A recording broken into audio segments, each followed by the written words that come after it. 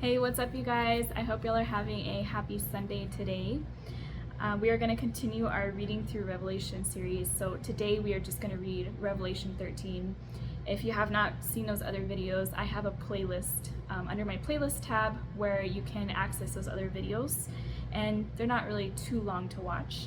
The last one I did, Revelation 12, was a bit longer because there's just a lot in that one, and I'm just doing Revelation 13 today because there's a lot in this chapter as well.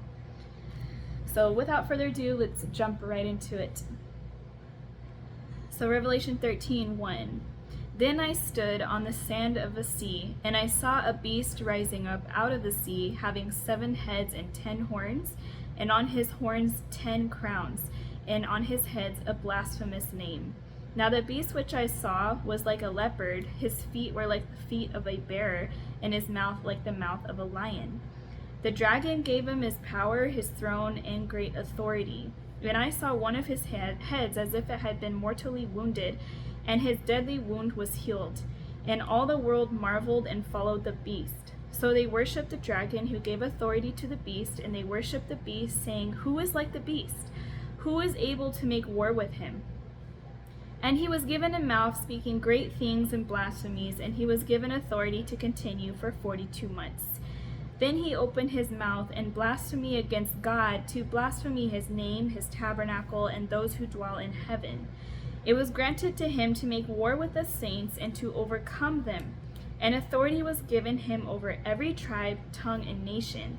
All who dwell on the earth will worship him, whose names have not been written in the book of life of the Lamb, slain from the foundation of the world. If anyone has an ear, let him hear. He who leads into captivity shall go into captivity. He who kills with the sword must be killed with the sword. Here is the patience and the faith of the saints. So I'm going to stop right there.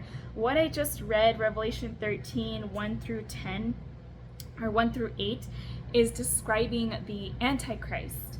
And I wanted to read a little bit from Daniel, where it also talks about this beast. It's the same beast of the Antichrist. So let's go to Daniel 7.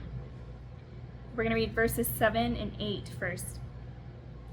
After this I saw in the night visions, and behold, a 4th beast, dreadful and terrible, exceedingly strong. It had huge iron teeth. It was devouring, breaking in pieces, and trampling the residue with its feet. It was different from all the beasts that were before it, and it had 10 horns. I was considering the horns, and there was another horn, a little one, coming up among them, before whom 3 of the first horns were plucked out by the roots. And there in this horn were eyes like the eyes of a man, and a mouth speaking pompous words. So this beast as a whole really is describing like the New World Order, which will come during the tribulation period. So here we have 10 horns, and that represents 10 kings or 10 leaders in the earth who make up part of that NWO, the New World Order. And so the Antichrist is going to come from that, and he is going to rule and reign the whole world. Okay, so that's basically that in a nutshell. That's what's going to happen during the tribulation period. Later in Daniel 7, in verse 21, it says, I was watching, and the same horn, speaking of the Antichrist, was making war against the saints and prevailing against them. So this is coinciding with what is said here in Revelation 13, verse 7, it was granted to him to make war with the saints and to overcome them, and all authority was given to him over every tribe, tongue, and nation. So you see that this is describing the same exact beast, the New World Order, that new government system that is going to rule the whole world, and then the Antichrist coming out from that as the one leader over the entire world. And we think, how could that happen? Because look at all of like the war and everything in the world today, the nations coming against each other. How are they going to band together? Well, there's a lot of different things that can happen prior to the tribulation period that will make the nation come together. Just think about the rapture of the church with millions of people leaving this world. That's going to be quite scary for those who are left behind, and it's going to cause a lot of economic collapse as well. Nations will fall. So That being said, that alone is going to cause a lot of chaos to make nations come together. There's a lot of other things that will make the nations come together. I don't believe that it's just going to be one single thing, but I'm using the rapture as an example because the rapture in itself will cause extreme chaos in every single country all throughout the world. But that's not something that we are going to see. We're not going to be here for the tribulation period. Thank God we will be in heaven after the rapture of the church with Jesus. So also here, Daniel 7:25. There's a lot here in Daniel 7 talking about this beast, but I'm just pinpointing some verses to show you guys some things. So Daniel 7:25 says, "He shall speak pompous words against the Most High, shall persecute the saints of the Most High, and shall intend to change times and law. Then the saints shall be given into his hand for a time and times and half a time." And what I want to point out here is the timing. Time, times, and half a time. In my Revelation 12 video, I went over what that is. That is 3.5 years. And then here also in Revelation 13, verse 5, it says, "He was given a mouth speaking great things and blasphemies, and he was given authority to continue for 42 months, which is 3.5 years. So that is the same amount of time, just described differently. So that is the 3.5 year mark. So it's halfway through the tribulation period. The whole tribulation is 7 years. So halfway through, the Antichrist will declare himself to be God, will rule and reign over the whole world, and make everyone worship him. Okay, so continuing on, let's start Revelation 13, verse 11. "Then I saw another beast coming up out of the earth, and he had 2 horns like a lamb and spoke like a dragon.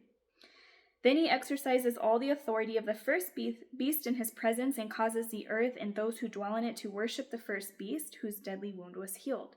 He performs great signs so that even he makes fire come down from heaven on the earth in the sight of men. And he deceives those who dwell on the earth by those signs which he was granted to do in the sight of the beast, telling those who dwell on the earth to make an image to the beast who was wounded by the sword and lived.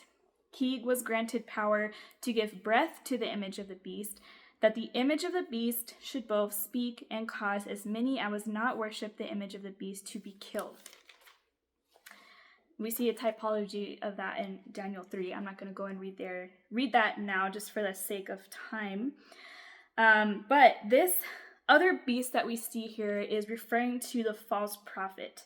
And right out of the chute here in verse 11, it says he had 2 horns like a lamb and spoke like a dragon. So he's going to be like a very peaceful kind of guy. Like, you know, I'm here to like help. He's going to look very nice, but he's going to speak like a dragon with much authority. So that is describing the false prophet. And then here, just reading on Revelation 13, 16 through 18, this is describing the mark of the beast. "He causes all, both small and great, rich and poor, free and slave, to receive a mark on their right hand or on their foreheads, and that no one may buy or sell except one who has the mark or the name of the beast or the number of his name. Here is wisdom. Let him who has understanding calculate the number of the beast, for it is the number of a man. His number is 666. So we have the technology and the science behind a mark of the beast. The mark of the beast is not out yet. We do not know exactly what it will be. However, like I said, we have the ability to do this today. Anyone who is here during the tribulation period, those who are left behind will be forced to make that decision of you're going to take the mark of the beast or not and be killed for that. And so that mark of the beast, it says, is going to go in the right hand or on the forehead. And there's people who watch men and women who, you know, we try to guess like what it may be. We definitely have a lot of types of that. However, we don't have the actual mark of the beast, right? Like a great example would be like that microchip that has all your financial information. You can just go to the store and scan it and pay for whatever you want. So it's not like you have to bring your wallet. It has all your identification on there, as well as your medical needs. If you have a medical emergency per se, it says if you have any allergies, what your medical history is, if you take medications, things like that. So think about it as like how we microchip our animals to find like where they are. This type of microchip in humans can do so much more. So we already have this capability today. I'm not saying that that's exactly what the mark of the beast will be, but just as an example to show you guys that we already have something like that available and ready to go. So thank God, like I said, we will not be here during the tribulation period. We will be raptured prior to the start of that 7-year tribulation, which is coming up very, very fast, because this is just a great example. We have the technology and the science behind the mark of the beast. It's only a matter of time, right? And it's a matter of God's timing. So that's it for today, you guys. I hope you have a great rest of your day, a great rest of your weekend. God bless you, and I will see you in the clouds very, very soon. And it definitely is a great day to be raptured.